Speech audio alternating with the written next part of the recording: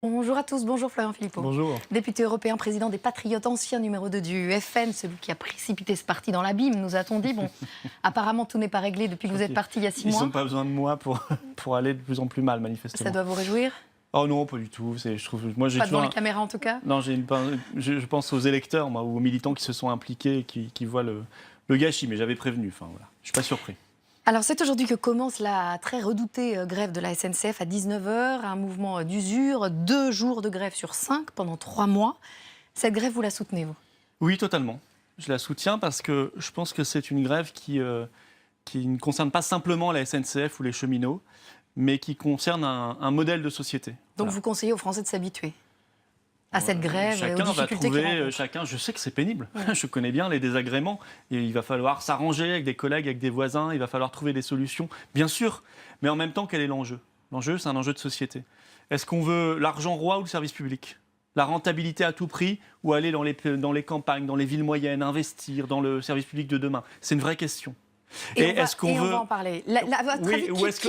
Est-ce qu'on veut la résistance à l'Union européenne ou la soumission? Ça aussi, c'est un vrai sujet. Parce que la seule issue politique, il faut bien réfléchir à une issue politique d'un mouvement syndical ou d'un mouvement de grève, c'est la sortie de la France de l'Union européenne. Chacun va le comprendre peu à peu. C'est les cheminots contre l'Europe, c'est ce que vous défendez. Chacun peu à peu va comprendre, c'est plus que les cheminots. C'est le service public, c'est la France dans ce qu'elle est. Ça fait partie de son identité, le service public. Ça fait partie de son État. Vous dites un service public ne doit pas forcément obéir aux contraintes du monde capitaliste, c'est ça, d'un système capitaliste.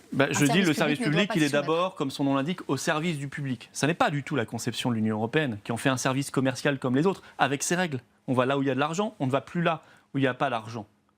Et ça, je crois que ça pose un problème de philosophie très grave. C'est une rupture avec l'histoire de notre pays. En plus, je dis et je maintiens qu'on peut avoir un service public parfaitement moderne, innovant. La SNCF l'avait démontré avec le TGV. Nous avions un coup d'avance. Il faudrait retrouver cette dynamique-là. À votre avis, qui va être le plus vite usé? Le gouvernement, les cheminots ou les usagers? Le gouvernement, il a un pistolet sur la tempe.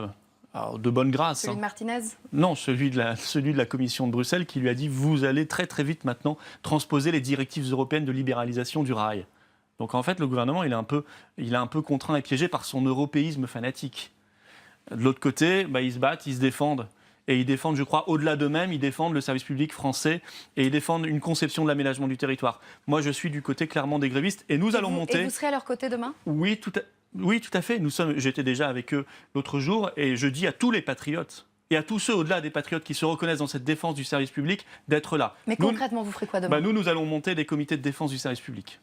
Dans tous les départements, dans chaque département, il y aura un comité de défense du service public patriote, c'est-à-dire un comité de citoyens qui sera là aux côtés des grévistes, qui sera là pour expliquer aux usagers la seule issue politique dont je vous parlais, qui s'appelle le Frexit, la sortie de la France de l'Union européenne, pour pouvoir remuscler notre État et nos services publics. Et ces comités de défense du service public seront présents partout, ils se feront voir, ils se feront entendre et ils distribueront des tracts et d'autres modes de communication. Vous soutenez ce mouvement et en même temps vous dites qu'il faut moderniser ce service public. Donc vous faites du en même temps piste ou c'est de la récupération politique? Non, c'est parfaitement compatible. Et je crois même que la libéralisation va nous ringardiser, nous dégrader le service. Regardez ce qui s'est passé en Angleterre. Ils avaient privatisé dans les années 90 le train.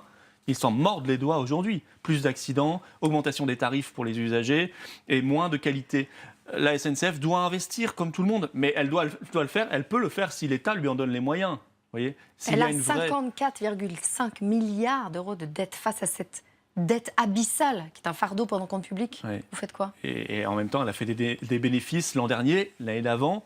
Donc elle a les moyens de résorber cette dette. Pas une dette. Oui, elle a les moyens de la résorber. Et il faut bien se poser la question de savoir qu'est-ce qu'on fera de cette dette. Parce que vous savez ce que nous propose le rapport Spinetta. L'État reprend la dette, c'est-à-dire vous et moi, le contribuable. C'est ce que l'Allemagne a fait. Voilà. Par contre, on va libéraliser le service public qui, lui, est bénéficiaire. Donc, en fait, on va donner au privé ce qui marche et la dette, ce qui pèse, on va la reprendre, nous, le contribuable. Ça, c'est le schéma classique du tout libéral. Moi, je veux précisément faire l'inverse. Est-ce que vous soutenez, en plus des cheminots, est-ce que vous soutenez Philippe Martinez, qui, lui, ne veut rien avoir à faire avec vous, le patron de la CGT? Moi, j'ai beaucoup de mal avec M. Martinez pour une raison simple, c'est qu'il ne parle jamais de l'Union européenne. Peut-être parce qu'il a un plan de carrière à la Confédération européenne des syndicats.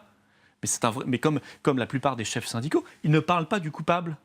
Le coupable étant aussi le gouvernement qui se soumet à l'Union européenne. Que les choses soient claires. Je n'exonère pas le gouvernement Macron de sa responsabilité, certainement pas. Mais M. Martinez ne parle pas de l'Union européenne. Ses troupes sur le terrain en parlent beaucoup plus. Ça, c'est quand même incompréhensible. Si on ne cible pas la vraie responsabilité, on n'aura jamais gain de cause. Donc moi, je ne suis pas aux côtés du chef de la CGT. Par contre, si je suis aux côtés de gens de la CGT, bien sûr que oui, ça ne me dérange absolument pas. Au contraire, je pense qu'on doit faire front commun et être absolument se serrer les coudes quand il s'agit de défendre la France. Elisabeth Borne, la ministre des Transports, dénonce avec colère la posture d'appel à une grève longue et pénalisante, alors que le gouvernement est dans le dialogue. La grève ne sert-elle pas en général quand il n'y a plus de dialogue? Parce que là, il y a dialogue, il y a des négociations jusqu'à la fin du mois d'avril. Je crois qu'il n'y a pas grand monde qui a le sentiment qu'il y a un dialogue. D'autant que le gouvernement, comme je vous l'ai dit, n'a pas de marge de manœuvre. Si, le gouvernement a renoncé aux ordonnances. L'ouverture à la concurrence se fera progressivement. Les cheminots en fonction ne perdront pas leur statut. Et s'ils sont transférés vers de nouveaux opérateurs, ce sera sur la base du volontariat et avec des garanties équivalentes. Je vous dis ce qui est annoncé. Dans le Parisien, la ministre des Transports dit, je vais vous dire, c'est quoi le problème? Alors, c'est quoi le problème? C'est-à-dire qu'elle change la manière de faire et elle retarde un petit peu son calendrier. Enfin, le but, que ce soit dans 3 ans ou dans 5 ans, c'est que dans 5 ans, on aura une ouverture totale du service public du rail français à la concurrence. C'est pour ça que c'est d'ailleurs une bataille patriotique aussi, cette affaire de la bataille du rail. C'est une bataille française du rail. Ça dépasse le cadre simple du rail. C'est une bataille patriotique. Parce qu'on se bat pour ce qu'est notre pays, notre capacité d'aménagement du territoire, faire vivre bien ensemble des petits villages et des grandes villes, faire vivre bien ensemble des agglomérations et des villes moyennes. Et ça, le gouvernement ne veut pas en entendre parler parce que le gouvernement, il est dans le tout libéral et dans une vision où l'homme n'est plus... libéral, l'homme n'est plus qu'un consommateur, un producteur, un chômeur. Mais c'est plus que ça, l'homme. Avec cette dette de 54,5 milliards d'euros, vous dites... Vous me disiez tout à l'heure, il faut que la SNCF fasse des investissements encore. Mais vous faites quoi de cette dette? Comment vous résolvez le problème? D'abord, la dette n'est pas mortelle pour l'entreprise, premièrement. Ensuite, la dette, on l'a créée parce qu'on a créé les conditions de la dégradation du service public. Moi, je dis, tant que cette entreprise peut faire des bénéfices, et elle a démontré qu'elle était capable d'en faire en 2016 comme en 2017, de manière assez massive, alors le problème de la dette ne se posera plus. Mais quand c'est une dette d'investissement, ça n'est pas dramatique. Les grandes entreprises aussi ont un peu de dette. Si c'est simplement de l'investissement pour l'avenir, la dette est bonne.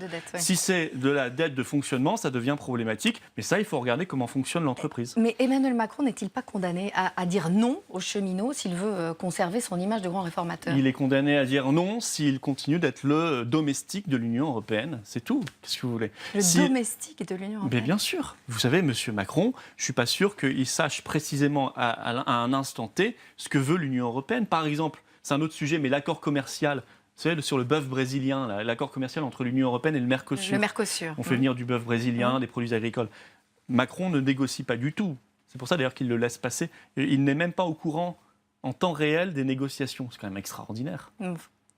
Ah non, je ne plaisante pas. Le président de la République française et le gouvernement ne savent pas ce qu'il y a en temps réel dans cet accord. Autre mouvement social. Demain, il y aura aussi grève chez Air France, puis les 10 et 11 avril. 10 syndicats, en gros, de la compagnie européenne, tous métiers confondus, demandent une hausse de salaire de 6%. Vous les soutenez aussi? Ce n'est pas totalement illégitime. L'entreprise a fait un bénéfice record l'an dernier. 1,5 milliard d'euros, en hausse de 42% en un an. C'est un vrai problème. Alors, au-delà de prendre chaque entreprise l'une après l'autre, il y a un problème dans notre pays, c'est qu'en 20 ans ou 30 ans, la part de rémunération entre le capital et le travail s'est complètement déséquilibrée, au détriment du travail, au bénéfice du capital. C'est-à-dire, pour faire concret, au bénéfice des dividendes, au détriment des salaires et de l'intéressement. On l'a vu chez Air France, vous avez cité cette grève. Il y a Carrefour aussi, autre mouvement Carrefour, social, les salariés de Carrefour qui ce week-end ont bloqué Carrefour par exemple, l'intéressement a été divisé par 11 pour les salariés, c'est-à-dire que, alors que les dividendes ont explosé pour les actionnaires. Ça, c'est un problème général. Est-ce que la puissance publique doit s'investir dans cette répartition des richesses entre capital et travail? Moi, je le crois. Je suis favorable comme gaulliste à une grande loi, adaptée à 2018, mais à une grande loi de participation. Mais est-ce qu'on n'est pas un peu responsable aussi de la situation de Carrefour, tous, que nous sommes, consommateurs, en achetant sur Internet plutôt qu'en allant dans les magasins, dans les hypermarchés Carrefour? Est-ce qu'on n'est pas tous responsables un peu? Le client, je crois que quand on propose des modes de consommation, le client n'est jamais coupable. Si une entreprise a plus de mal à fonctionner, il faut qu'elle se pose toujours des questions elle-même.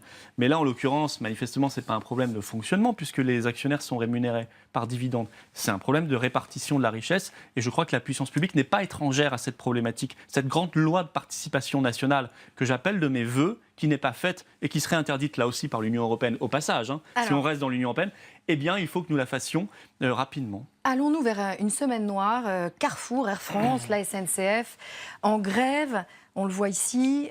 EDF aussi en tension. Premier syndicat demande un nouveau service public. Les éboueurs qui dénoncent une privatisation rampante, la gestion des déchets. Les universités qui sont en ébullition. À chaque fois, on le précise quand même, c'est un mouvement orchestré par la CGT. Est-ce que vous soutenez tous ces mouvements? Est-ce que vous espérez un nouveau mai 68? Je crains d'abord une chose, c'est qu'il y a un point commun politique. Il faut essayer de comprendre ce qui se passe. Sinon, on ne comprend pas si on est juste sectoriel. Il y a l'État français qui est en train de se faire manger les muscles, la chair, jusqu'à l'os, par le tout libéral. Il est en train de se faire dévorer sa capacité de défense du service public. On aurait pu ajouter dans votre tableau les EHPAD, les maisons de retraite. Et on aurait pu ajouter les prisons, les commissariats, les gendarmeries. On aurait pu ajouter, bien sûr, les écoles rurales qui ferment. Il y a beaucoup de choses. Et tout ça converge vers l'idée que nous n'avons plus un État aménageur du territoire, protecteur, solidaire, fraternel. Pourquoi? Parce qu'il est mangé par la logique de la rentabilité à tout prix, du tout libéral. Ça a bien à voir avec, bien sûr, ça a beaucoup de choses à voir avec l'Union européenne et la soumission de nos gouvernements. Est-ce qu'on va vers un mai 68? Oui, on va vers une sorte de mai 68, mais pas du tout joyeux. Sur la défensive. La chienlit, disait De Gaulle, que vous adorez. Oui, c'était la chienlit, c'est vrai, mais de l'autre côté, vous savez, j'ai une image plus contrastée des choses, parce que de l'autre côté, il y avait eu les augmentations de salaire faramineuses, les accords de Matignon en mai 68, avec des augmentations de salaire, avec des conditions sociales améliorées, et puis un vent de liberté. Est-ce que là, c'est joyeux? Non, ça n'est pas joyeux. Mais est-ce que les luttes convergent? Oui. Est-ce qu'il faut qu'elles convergent? Oui, il faut qu'elles convergent. Parce qu'il faut, une bonne fois pour toutes, que les Français s'expriment, et surtout qu'il y ait une issue politique. S'il n'y a pas d'issue politique, si on recommence le train-train permanent, sans mauvais jeu de mots, alors ce sera désespérant. C'est pour ça qu'il faut qu'il y ait une issue politique et qu'avec les Patriotes, nous essayons de la proposer. Alors, toute autre chose. Vous avez récemment déclaré au sujet du Front National, peut-être ont-ils minimisé l'importance de mon départ. Donc, vous pensez que le parti irait mieux si vous y étiez resté, mais croyez-vous qu'il irait mieux si Marine Le Pen partait aussi? Mais je pouvais pas, de toute façon, je ne pouvais pas y rester puisque j'avais vu la voie qu'il prenait. Mais est-ce que vous pensez que le parti irait mieux si Marine Le Pen partait elle aussi? Je crois que c'est pas une question de personne. Ou alors, oui, c'est une question de personne. Ça, c'est en interne, à eux de le décider, parce que je sais qu'il y a eu la déception du débat de second tour et la désillusion de ce qui s'est passé après. Mais ça les regarde. Et moi, je n'ai jamais fait d'attaque personnelle. Je dis simplement, ça va mal, très mal, effectivement, fuite, on l'a vu dans la presse, fuite des adhérents, fuite des élus, fuite des cadres, enfin tout le monde s'en va, le navire prend l'eau. Pourquoi? Parce qu'ils ont fait le choix de renoncer à la souveraineté nationale, au combat contre l'Union européenne. Ils n'ont pas fait le choix de la crédibilité. Voilà, donc je ne les accable pas. Moi, je dis simplement, il faut un patriotisme crédible, travailleur, sérieux, si on veut y arriver. Alors, si on veut y arriver, et on doit y arriver. Contre votre mouvement, il y a eu des dérapages, relayés par l'Obs. Des membres du FN, du FNJ ont non seulement traité sur Twitter votre mouvement de patriote menaçant de vous éclater, vous et ceux qui ont suivi dans le mouvement. Ils méritent de se faire péter les genoux dans une ruelle. C'est suivi de propos homophobes que je tairai. Il n'y a pas de pires ennemis que ces anciens amis. J'ai porté plainte contre ces propos la semaine dernière. Oui. Donc nous saurons qui précisément a dit quoi dans cette conversation. Parce que moi, je veux savoir. Vous la ressentiez, cette violence? Je veux savoir quels sont les petits jeunes, les petits fachos, pour le coup, qui se cachent derrière ces menaces, ces insultes. Je vais savoir précisément qui a dit quoi. Et ça m'intéresse grandement. Et je vérifierai que les partis, le parti, avant qu'il soit condamné par la justice, que les partis les a mis bien dehors, comme il l'a annoncé, parce que j'en suis pas sûr. Du temps où j'y étais, tout ça aurait duré 3 secondes, ils auraient été foutus à la porte. Vous ne ressentiez pas cette violence quand vous étiez au Front National? Vous ne la supportiez pas? Non, je ne la ressentais pas comme ça, heureusement. Je n'aurais pas supporté, même s'il y a eu des dérapages à la fin. Mais là, en tout cas, comme pour l'honneur de ma personne et pour l'honneur des patriotes, évidemment que j'ai porté plainte et que je ne laisserai pas faire cette infamie. Tous les matins, je pose une question récurrente, la question off, mais devant la caméra.